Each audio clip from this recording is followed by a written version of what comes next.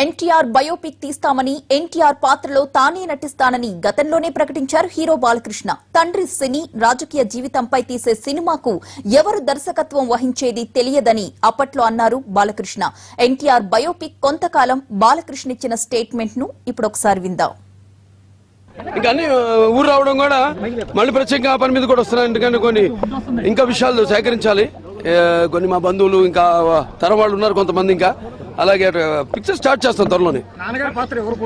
నేనే any doubt అంటే ఉన్నాయి 3 స్టేజ్లు, మరి ఎవరైనా చూద్దాం. ఏమీ ప్లాన్ చేయలేదండి, అన్ని స్క్రిప్ట్ జరుగుతుంది. కాదండి, నేను మొత్తం బయోపిక్. ఇక డైరెక్టర్ ఎవరు ఏంటన్నది ఇక డిసైడ్ కాల. ఏది మొదలు పెట్టినా అంతే హాట్ కొట్టిస్తాం. ఇది వడ్డించేది కాదు.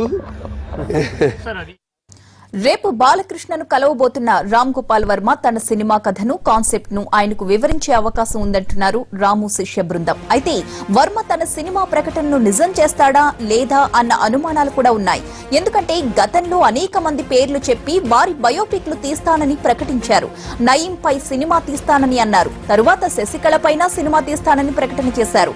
ఆ ప్రాజెక్టులు మొదలుపెట్టిన దాఖలాలైతే ఇప్పటి వరకు లేవు. భవిష్యత్తులో నిజమవుతాయన్న గ్యారంటీ కూడా లేదు.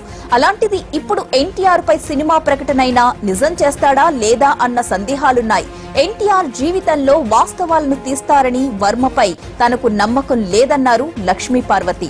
వైస్రాయ్ హోటల్లో జరిగిన ఉదంతం వర్మకు తెలుసా అని ప్రశ్నించారామె.